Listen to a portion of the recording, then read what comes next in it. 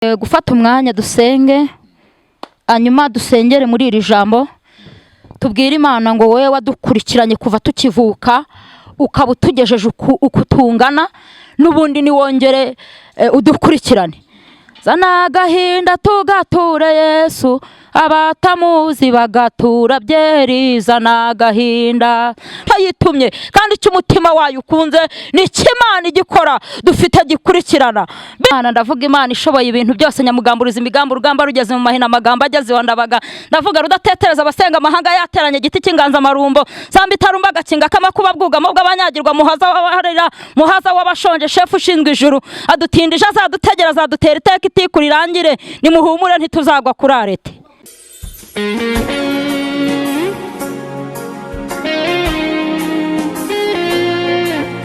Yes, bakunze ubugingo bushya Gospel TV, twongeye kubasuhuza tubaha ikaze mu kiganiro cy'uno munsi. Nkuko mubirira kuri kamera z'ubugingo bushya Gospel TV, turi kumwe n'umumama. Ntabwo ari ubwa mbere ageze aha ngaha, ni inshuro ya kabiri, kuko yatwemereye ko igihe cyose yatumukenera tumubona. Mama, tuguhaye ikaze, tubwire ijambo waduteguriye, unatangira wibwira abadukurikiye. Murakoze, ikaze.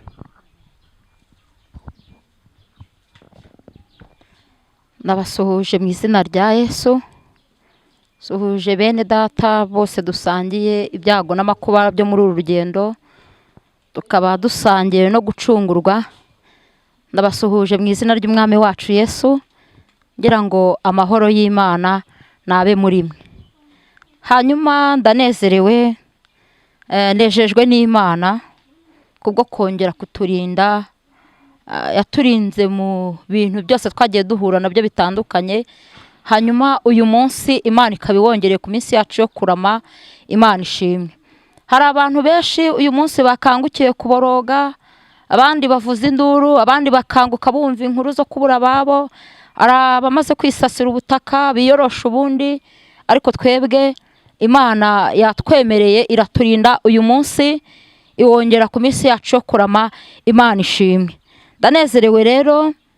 Hanyuma reka dusome iri jambo ry'Imana rimfashije, ngira ngo twese turyumve. Dusanga mu gitabo cyo Kuva, turasoma ibice byaho bibiri, dusome umurongo waho wa 3 gusa. Ari ijambo rivuga ngo, ananiwe guhora amuhisha, amubohera akato gapfundikiye mu ntamyi, agasiga ibumba n'ubushishi, ashyiramo uwo mwana, agashyira mu rufunzo rwo ku nkombe y'uruzi. Imana ishimwe. Hanyuma iri jambo somye, ndarisomye riranezeza, ndiha insanganyamatsiko ivuga ngo dufite gikurikirana. Iyi nkuru dusomye ni y'umukozi w'Imana bita Mose, wavutse atunguranye. Iteka ryose umukiranutsi w'Imana aratungurana. Uyu Mose yabayeho Imana imuzi bihishwa abantu batari bamuzi.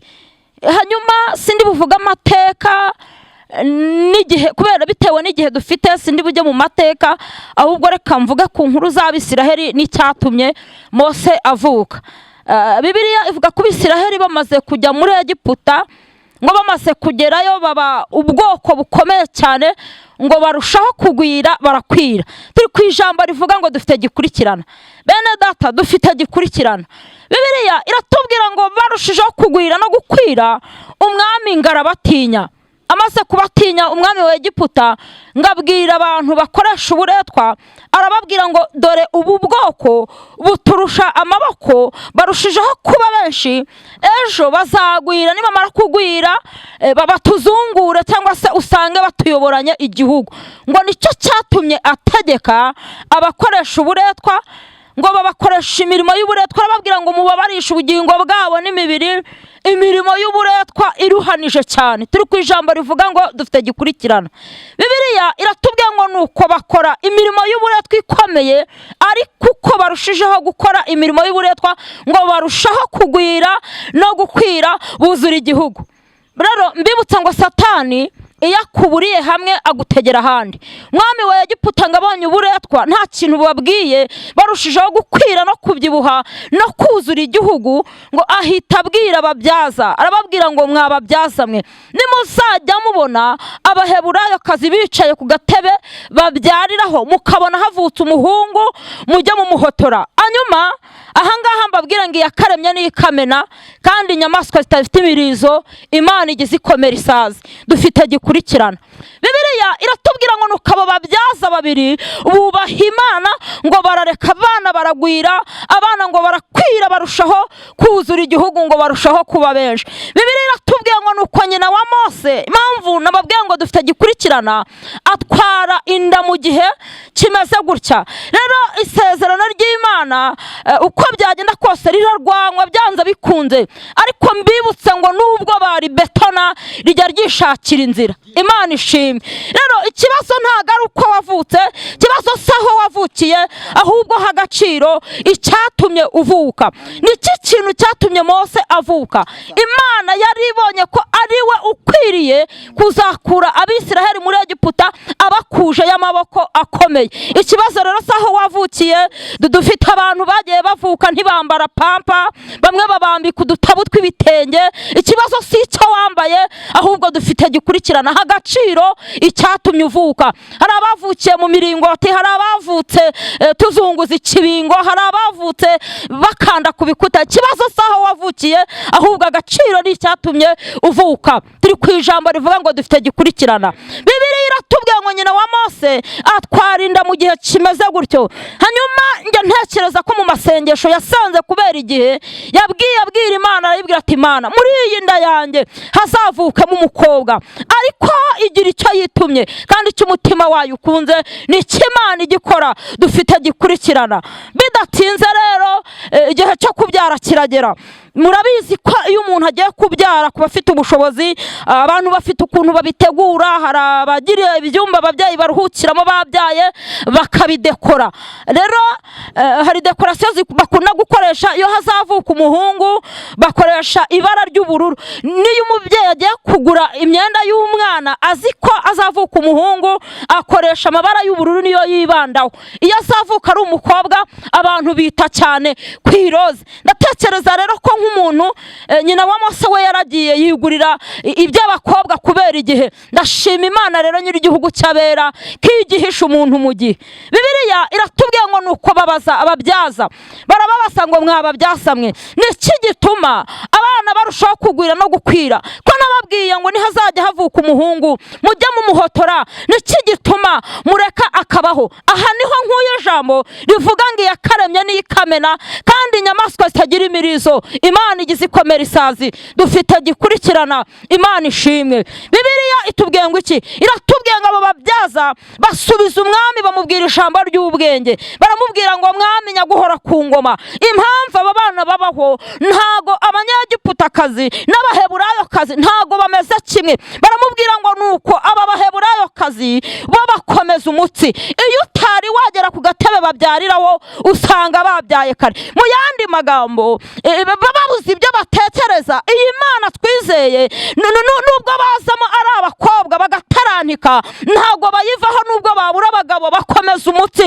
Arababwira ngo abagore bo muri bo batawe n'abagabo cyangwa banahari bakomeza umutsi, baba bagura ikiro cy'umuceri cyangwa baba bagura ku mufuka, bakomeza umutsi, bakomera ku Mana yabo. Nubwo abasore bataba barubatse ikofi, abagabo ntibaba bafite ibigaragara, ariko bakomera ku Mana yabo, bakomeza umutsi. Muririmbye yaririmbye igitero gikomeye, aririmba indirimbo nkunda cyane, aravuga ngo ntagazacogozwa nica mugongo, abazimubwira nibo baza, banzi be bose, banzi be bose niba mugarura mu nzira hisemo ijya mu ijuru. Imana ishimwe. Bibiliya iratubwiye ngo nuko Mose aravuka amaze kuvuka ngeze ku ijambo dusomye, Bibiliya iratubwiye ngo amaze kuvuka nyina agiye kubona abona abyaye umuhungu, rero ngo amuhisha amezi 3 yonyine. Bibiliya iratubwiye ngo ananiwe guhora amuhisha, amubohera akato gapfundikiye, agasiga ibumba n'ubushishi, ashyira mu rufunzo rwo ku nkombe. Mbese ararambirwa, aravuga ngo aho kugira ngo azapfe mureba azagwe ku bandi, ariko dufite gikurikirana. Turashima Yesu wadukurikiranye, turashima Yesu witanze agasiga icyubahiro mu ijuru, igitaramo gishyushye, abamarayika baririmba, abandi bacuranga indirimbo z'agahozo, akemera kuza muri iyi si y'imiruho bakamucurangamo imisumari. Dushimiye Imana Data nyir'ijuru yamwohereje, dushimiye umwuka wera wamukoresheje, dushimiye amaraso yaducunguje ariyo ajya twoza ibyaha tukabona kurama. Dushimiye Yesu wagize urukundo, niwe wenyine gusa uzi gukunda, abandi turagerageza. Hari abantu bajya babeshya babo, gasanga umuntu aririmbiye mugenzi we cyangwa se umukunzi we, ndagukunda byarenze igipimo. Nta muntu ujya ukunda umuntu ngo birenga igipimo, keretse Yesu wenyine niwe wadukunze birenga igipimo, aribyo byatumye asiga icyubahiro mu ijuru, agasiga igitaramo gishyushye, akabona ko kubana n'Imana atari ibyo kugundirwa. Uyu wenyine niwe wenyine wadukunze birenga igipimo, kubera ko urwo yadukunze yarushyize mu bikorwa. Naho abandi baba baratubeshya, umuntu agukunda bitewe n'impamvu, umuntu akagukunda bitewe n'ibyo abonye, umuntu akagukundira ataye, umuntu akagukundira uko uteye, umuntu akagukundira umutwe, umuntu akagukundira aho uvuka. Ariko turashima Yesu, uyu wenyine gusa witanze, urukundo rw'akarugaragaza, ariko umusaraba w'isoni akarambura amaboko akavuga ngo mwese abarushye n'abantu muremerewe nimuze munsange ndabaruhura. Turamushimira ko yavukiye mu mugore nk'ikimenyetso cyo guca bugufi, avukira mu kiraro cy'inka, aca bugufi kugira ngo njyewe nawe bakwa runaka tuzamwibonemo. Imana ishimwe. N'uyu nguyu wenyine gusa uzi gukunda, abandi bose ni ukugerageza. Turi ku ijambo rivuga ngo dufite gikurikirana. Bibiliya iravuga ngo nuko ananiwe guhora amuhisha, amubohera akato. Aka kato amuboheye ngo Imana kubera ko igikurikirana umuntu, ngo byatumye umukobwa wa Farawo agira iyerekwa abandi bantu batabonye, agira amajwi abantu batigeze bumva, ngo arara yumva ijwi rimubwira ngo nubwo uri umwana w'umwami uyu munsi ujya kogera muri pisine. Kubera iki? Nuko Imana yari ifite umugambi kuri Mose, yari imukurikiranye. Nubwo nyina na se bari bamuteye umugongo, ariko Imana yacu ntago yatureka. Muririmbyi yuzuye umwuka wera aririmba indirimbo ivuga ngo ntiyandeka kuko ankunda nubwo ndi mubi, ravuga ngo ntabwo yakundira ubugingo bwanjye kubura, kubera ko yabucunguje igiciro. Yesu niwe umfata. Imana ishimwe. Turi ku ijambo rivuga ngo dufite gikurikirana. Bibiliya iratubwiye ngo umukobwa wa Farawo amanurwa no kwiyuhagira, agira iyerekwa. Icyampa Imana ikagukora ku maso ukabona ibyo abandi bantu batari kubona. Icyampa Imana ikagukora ku maso ukagira iyerekwa rirenga ibintu ureba imbere yawe, ukinjira mu kindi cyumba cy'umwuka ukagira ibindi bintu ubona. Imana ishimwe.